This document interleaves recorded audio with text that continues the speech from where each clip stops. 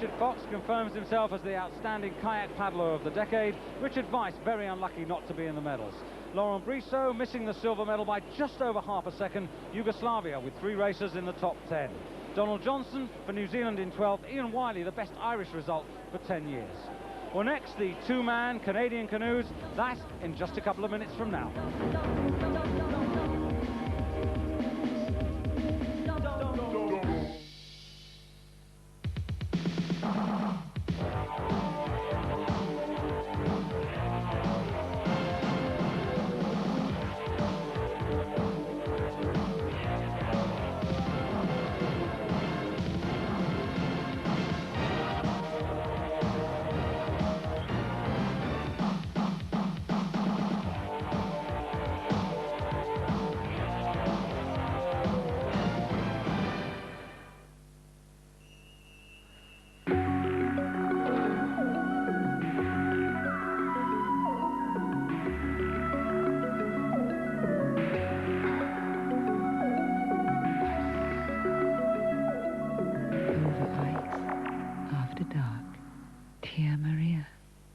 Really moving occasions demand pictures that really move. The Amstrad Fidelity Videomatic camera, the whole shooting match for just £499.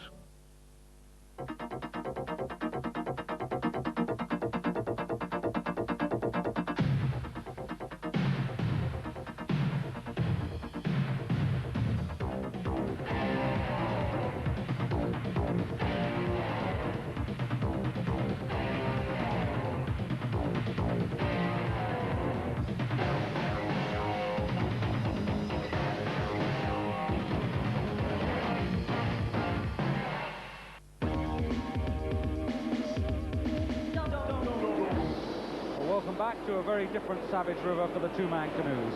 The sunshine gone, and with it the heat to burn off the mist, coming off the icy cold water. Difficult conditions for the racers and the gate judges. Miserable weather for the spectators. As usual, the best are seeded last, and so this is how the top group will start.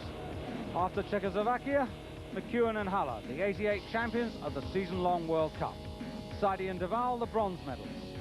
At 4-2-1, Simek and Rowan, who missed out on the World Championship medals 2 years ago by just over 2 seconds. The powerful West Germans, Hemmer and Loza, runners-up in last season's World Cup. Amongst the early starters, the French pair of Addison and Forge. Having overshot gate 1, Frank Addison had little chance of keeping his body between the poles. The 50-second penalty ruining their first run.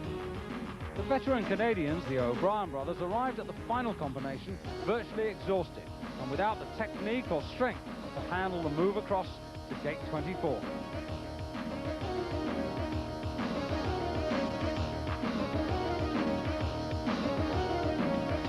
Happily, the result nothing worse than an icy swim. Sergei Kuznetsov and Sasha Bonda failed to cross high enough above gate 11 and found themselves trapped by the stopper wave at the entrance to the gate. Eventually escaping, but outside the poles for a 50-second penalty. Scott Strasbourg and Joe Jacoby for the United States at the top of the course. 7th in the trials last year and the American champions. Neat enough through there, a little hesitant but safe without penalty. Choice of routes here, left or right, and they've chosen the left-hand pole.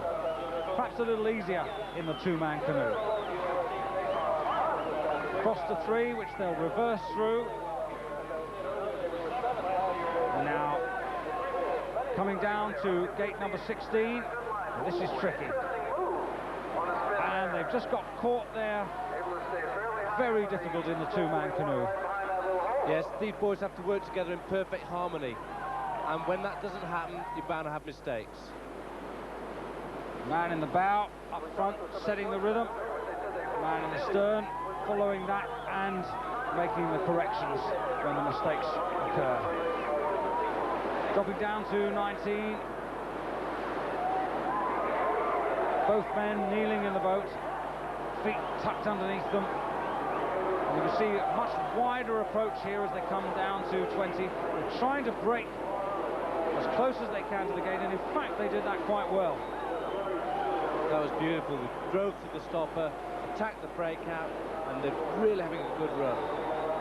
think they're beginning to enjoy this now. The Americans, obviously, with a big home crowd packing both banks. Even in these sort of misty conditions. And they've just got washed a little low, but I don't think that's going to worry them because they've chosen this lower, safer second route. It may take you a little longer to get across, but then you're more certain to get through gate number 24. And they've done that quite well. Time on the top there on the left of Addison and Forge, who had lots of penalties. They're easily going to be inside that. That's a good run for America, and the United States takes the lead in the two-man canoe. Jérôme Dye and Gilles Lelièvre for France, gate 20. The French paddlers are very precise. They haven't got the strength of the Americans or the Germans, but they really do know what they're doing. They've got a lovely line, and that's where they make up the time. An interesting view from behind here, the view the paddler has of this raging river. Remember, only one chance to practice on the course. You can walk up and down the banks, as the paddlers do, time and time again. There's only one opportunity to practice through the poles. And this is a good run. They were 10th in the World Championships in '87, 5th in the '88 World Cup, an improving pair, and they look as if they're going to take the lead of the Americans for 13.70. That's a big chunk of time, and they're clean. So France lead from the United States. Chris Arrowsmith in the bow, and it's Paul Brain in the stern for Great Britain. Take number one. Concentrating on that hard. Oof. Oh my goodness, and straight over the rock there, and that looks very nasty. And they'll be lucky to roll up from this, and I think they're going to have to get out of that boat, and pretty quick too. And that's better. Good to see him up, but they're not going to be happy indeed. Paul Brain's very unhappy. Yes, the boys are concentrating so much on the gate. They've left the turn late. They've hit the rock, capsized straight over the rock. It's great to see them out of the boat. Hopefully they're okay, and indeed they are swimming down. Get out of the river quickly. Petrusek for Czechoslovakia. Jan and Tomas. Fourth in last season's World Cup races. That's 7 races around the world, 5 different countries. Nicely through the top section there. Again, using that left-hand turn around the pole. And I suspect they're going to reverse through here. Yes, they are. Coming now to 16. And the first team that we've really seen get through there nicely, Jeremy. They're paddling beautifully together. They're totally coordinated. They really have been working together well. You can see it's just as if one unit's paddling. Brothers often do make the best pairs in canoe sport. Coming down towards the finish, and they've done really well. They're much faster than Dye and Lelièvre, who lead for France. And so Czechoslovakia look to be the new leaders by almost 10 seconds. So Czechoslovakia from France. Now, Leki Haller and Jamie McEwen. Leki in the stern, Jamie up front. And Jamie at 33, the man who got a bronze medal in the Olympic Games in 1972 in the single canoe. Through gate 9, upstream at 10, very experienced pair. The World Cup champions from last season, a silver medal 2 years ago in the World Championships at gate 11. Oh, and that looks suspiciously as if they weren't inside. Jamie and Leki have come across very low here. Leki must get his head round the pole. No, it's swung out. He'd definitely get a 50 there. And that is a big disappointment, and they're going to have to look to the second run if they want to get into the medals.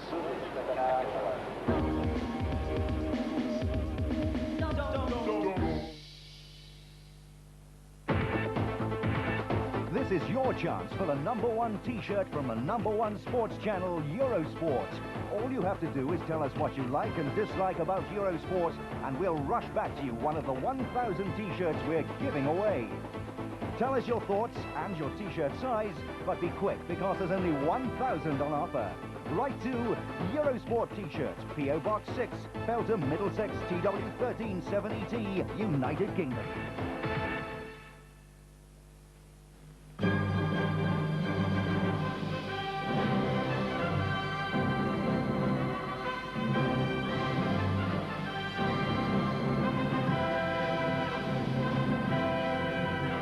This Superman movie is brought to you by Canon, Quick and happy. the world's leading camera manufacturer. Hey, I thought you were Superman, huh? Hey, I am. Canavision 8 camcorders. If it moves, shoot it with a Canon. TV Guide, out now, covering Brookside's Wedding of the Year. Holy Hellcats, it's the Batwomen, as Batmania sweeps the nation. What are their clawing counterparts? From Big Fat White Boy to a nun on the run, we took the sex symbol Robbie Coltrane. The jail of the century, an inside story on the prisoners of Cell Block H. Also, Big Macs and Greens, a bird's eye view of nature man David Bellamy. Plus, the only comprehensive weekly guide to satellite TV, highlighting the best on the box. TV Guide, out now.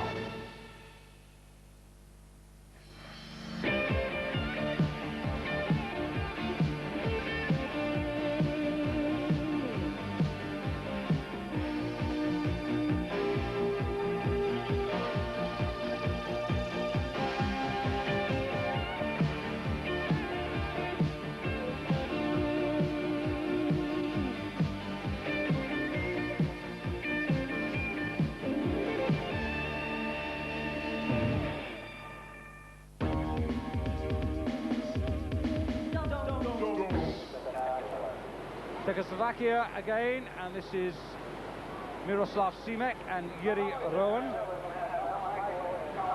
At gate number 1, and they've missed gate number 1 completely.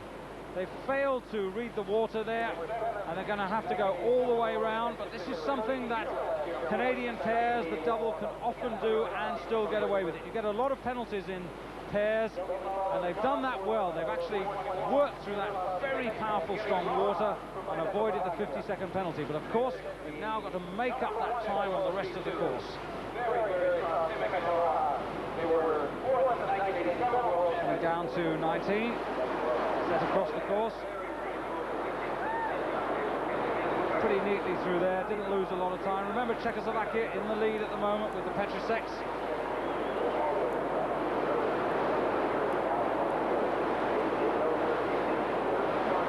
Oh, that was very careless.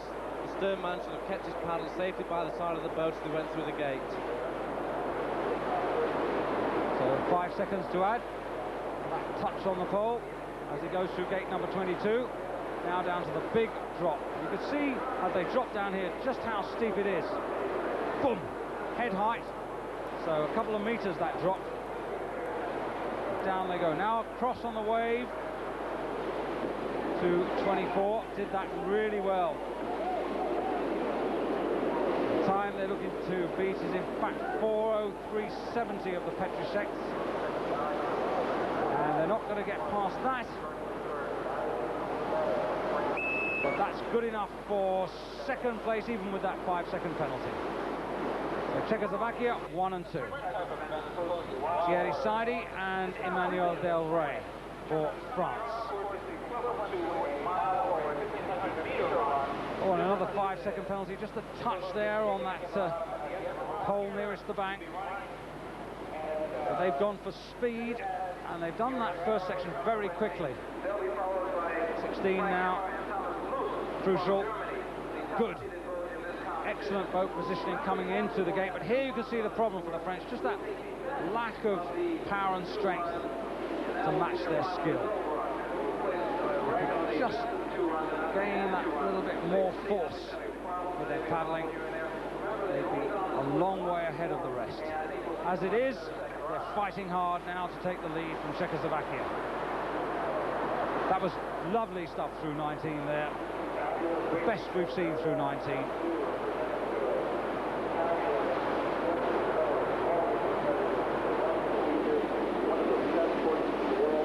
Yet to win a major title. Both of them soldiers by profession. Thierry in the stern, Emmanuel up front in the bow.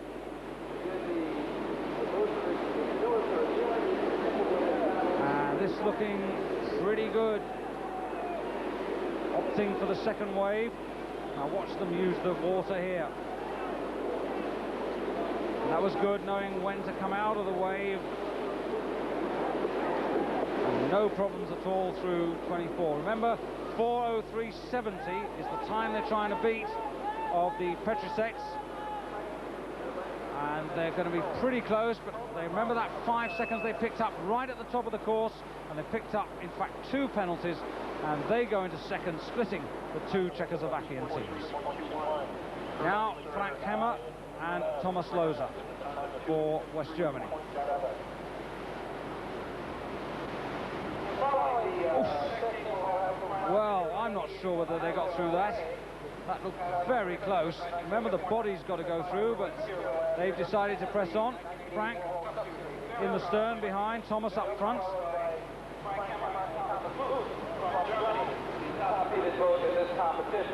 Remember, these athletes will have 2 runs on this course. We will take the best. And they've got themselves well down there away from the 4th gate. They've lost time. Wasn't a very good cross. Remember, they've only been on this course once before, and I think we'll see some much better second run. 2 very big men. Runners-up in the 88 World Cup to the Americans, Lecky Haller and Jamie McEwen.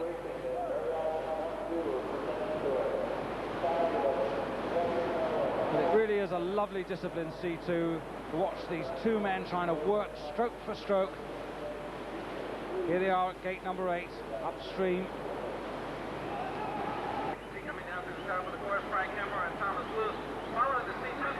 And now down to the double combination of 9 and 10. Upstream, red and white poles. Look for the breakout into the slower water. Looking for them to be as tight as they can to the gate. And you can see there, they've broken very low down.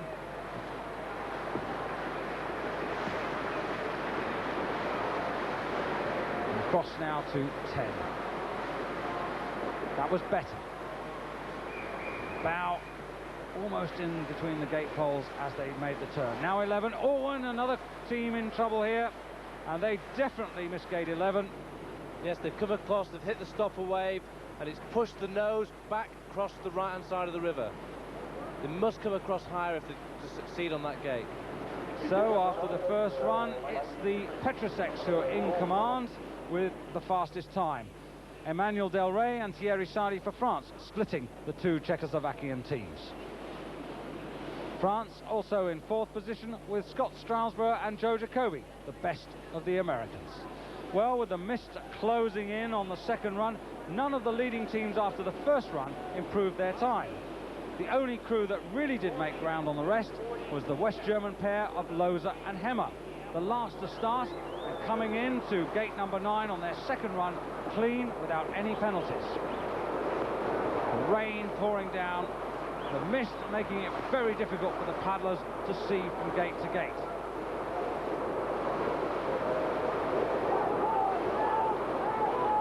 Without any problems on the upper part of the combination, they disappeared back into the mist after gate number 11. Emerging further down the course, coming to the drop at 23, the scorecard showed that they were still clean.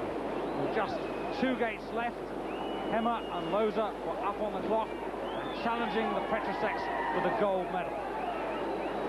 Driving off the wave through 24, and again through 25, they disappeared into the mist behind the big rock. But when they emerged across the finish line, their time was good enough to give West Germany its first gold medal at these World Slalom Championships. Hemmer and Lohse delighted. The margin of their victory just over 5 seconds. Emmanuel Del Rey and Thierry Sardy hanging on for the bronze medal. McEwen and Haller, who had that 50-second penalty on the first run, moving up to 4th place. But this was a special day for Frank Hemmer and Thomas Lohse. In the 1985 World Championships, they finished 18th. 2 years ago, they finished in exactly the same position. After the first run today, they were also 18th. But now they'd broken the jinx and they were the champions. Whilst Richard Fox in the men's kite had also proved himself to be the outstanding kite paddler of the decade. From Jeremy Taylor and myself, David Goldstrom, goodbye from Western Maryland.